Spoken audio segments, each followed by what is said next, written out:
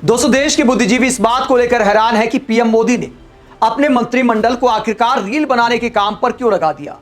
Reel बनाते वक्त क्या बोलना पड़ रहा है, क्या करना पड़ रहा है।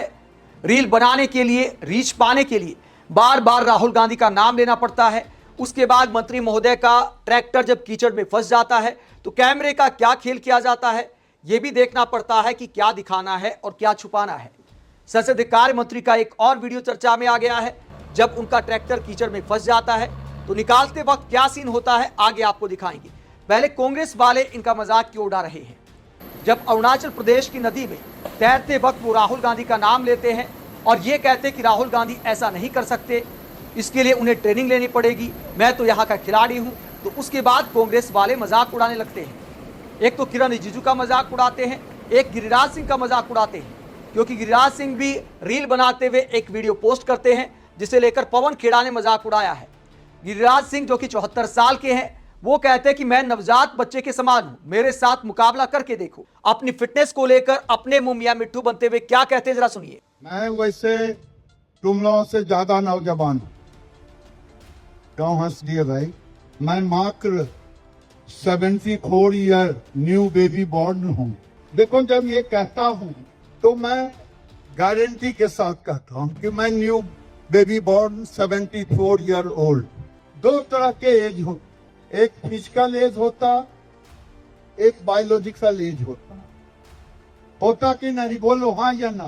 तो फिजिकल एज का नाम सुन के तुम हंसती है, बायोलॉजिकल में चलो तुम हमारे साथ 10 दिन मेरे साथ काम कर लो सुबह से लेकर रात तक, तब तुम कर देना। तो मैं बायोलॉजिकल रूप से न्यू बेबी बॉर्न। तो मंत्री महोदय के कहने के मायने यह है कि मैं आपसे भी ज्यादा फिट हूं, मेरे साथ मुकाबला करके देखो। हालांकि पेट इस बात की गवाही नहीं देता, फिर भी मंत्री जी कहते हैं तो चलो मान लेते हैं कि सुपर फिट हैं और अपने मुंह मियां मिट्ठू बनते हुए युवाओं को चैलेंज देते हैं कि मेरे साथ मुकाबला करके देखो। लेकिन लगता है कि उदाहरण गलत दे दिया, मजाक बन जाता है, थोड़ा बुद्धि का इस्तेमाल करना चाहिए। हालांकि राहुल गांधी की बुद्धि पर यह सवाल उठाते रहते, मजाक बनाते रहते हैं, लेकिन अपनी फिटनेस का दावा करते हुए नवजात बच्चा बताना, नवजात बच्चे की क्या ज्यादा फिटनेस होती है। नवजात बच्चा तो दूसरों के सहारे होता है। हाँ, युवा उम्र की बात करते तो भी समझ आता कि मैं 18 साल के खिलाड़ी की तरह हूं या 20 साल के नौजवान की तरह हूं।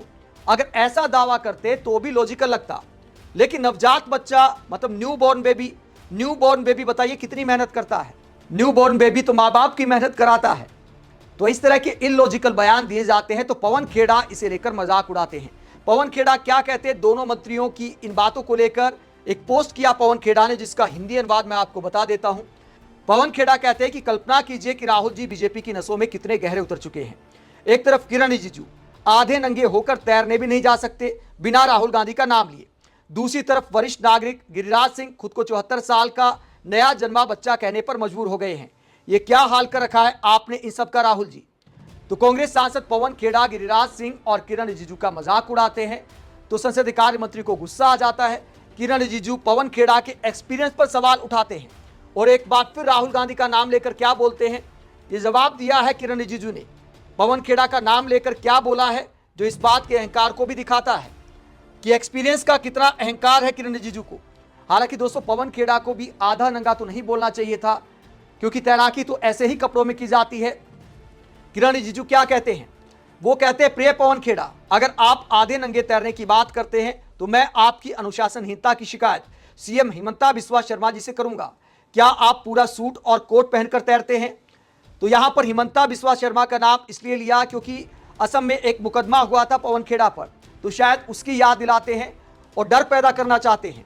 आगे वो कहते हैं आप पहली बार के सांसद हैं, आपकी पार्टी ने आपको राज्यसभा में नामित किया है और मैंने अब तक 8 चुनाव लड़े हैं, इससे आपको अभद्र टिप्पणी करने का अधिकार नहीं मिल जाता। आगे वो कहते हैं मैं अपने गांव वालों के साथ तैरता हूं ताकि अपने लोगों और अनुयायियों को प्रेरित कर सकूं। जब मैं अपने लोगों के साथ होता हूं तो राहुल जी मेरे दिमाग में होते ही नहीं, लेकिन कांग्रेसियों ने टिप्पणी शुरू कर दी कि मैं राहुल जी की तरह नहीं तैर सकता। इसीलिए मैंने जवाब दिया क्योंकि मैं ऐसी चीजों के लिए कोई ट्रेनिंग नहीं लेता, मैं अपनी शक्तिशाली नदियों में नेचुरल खिलाड़ी हूं, बेवजह हर समय गाली गलौज मत करो। तो किरण रिजिजू दावा करते हैं कि वो नेचुरल खिलाड़ी है। इस तरह की बयानबाजी उन्होंने पहले भी की थी। लेकिन अगर आपके दिमाग में राहुल गांधी नहीं है तो क्या राहुल गांधी ने आपको उकसाया था, क्या राहुल गांधी ने एक बार भी किरण रिजिजू का मजाक उड़ाया था? अगर राहुल गांधी के कुछ समर्थक कार्यकर्ता ट्रोल करते हैं किरण रिजिजू को तैराकी को लेकर या स्कूबा डाइविंग को लेकर, तो उसमें राहुल गांधी का नाम लेकर आपको पोस्ट करने की क्या आवश्यकता थी? आपने राहुल गांधी का मजाक उड़ा दिया कि राहुल गांधी मेरी तरह नहीं तैर सकते, उनको ट्रेनिंग की आवश्यकता पड़ेगी। अगर राहुल गांधी आपकी तरह तैर कर दिखा दें, फिर आप क्या बोलेंगे? तो क्या ऐसा बड़बोलापन संसदीय कार्य मंत्री को शोभा देता है? आपने कहा कि आप 8 बार के सांसद हैं, तो आप इतने अनुभवी हैं, तो आपको इतना सामान्य ज्ञान तो होना चाहिए कि छोटे मोटे ट्रोल्स को इग्नोर किया जाता है। अगर विपक्षी पार्टियों के समर्थक कार्यकर्ता आपका मजाक उड़ाते हैं, तो राहुल गांधी ने तो नहीं उड़ाया, लेकिन आप राहुल गांधी का मजाक जरूर उड़ा रहे हैं कि उन्हें ऐसे तैरने के लिए ट्रेनिंग की आवश्यकता पड़ेगी, जबकि राहुल गांधी का समंदर में तैरने का वीडियो भी आ चुका है। तो आप दावे के साथ ऐसा कैसे कह सकते हैं कि राहुल गांधी नदी में नहीं तैर पाएंगे? तो इस तरह बड़बोलापन नहीं दिखाना चाहिए। अगर आप बड़बोलापन दिखाएंगे तो फिर कांग्रेस वाले भी उसी अंदाज में जवाब देंगे। इसके बाद एक और वीडियो सामने आया है, ये देखिए आप। रील अच्छी दिखाने के लिए क्या क्या करना पड़ता है। नदी में तैरने के बाद अब ट्रैक्टर चलाने का एक वीडियो शेयर किया है किरण रिजिजू ने। हालांकि गांव के साथ जुड़ना, गांव जाकर ये सारी बातें करना एक अच्छा एक्सपीरियंस देता है, लेकिन जैसा भी मामला हो वैसा ही वीडियो में दिखाना चाहिए। रील बनाने के लिए छुपाना नहीं चाहिए। क्या छुपाया जाता है? ये कीचड़ में ट्रैक्टर फंस गया है, अब कैसे निकलता है जरा देखिए। ये देखिए, अब अगर फंस गया तो इसमें मजाक उड़ने वाली कोई बात नहीं है। अच्छी अच्छी गाड़ियां फंस जाती हैं, हालांकि ट्रैक्टर कीचड़ में से निकल जाता है। इस मामले में गाड़ियों से ज्यादा ट्रैक्टर को अच्छा माना जाता है। लेकिन यहाँ पर एक सीन आपने किया, यहाँ पर देखिए, जब टायर घूम रहे हैं ट्रैक्टर के कीचड़ में, तो आपको साइड में एक जेसीबी दिखाई देगी, एक क्रेन दिखाई देगी। ये देखिए आप, ये क्रेन पीछे आ रही है धक्का लगाने के लिए। लेकिन आगे रील को अच्छा दिखाने के लिए क्या खेल किया जाता है?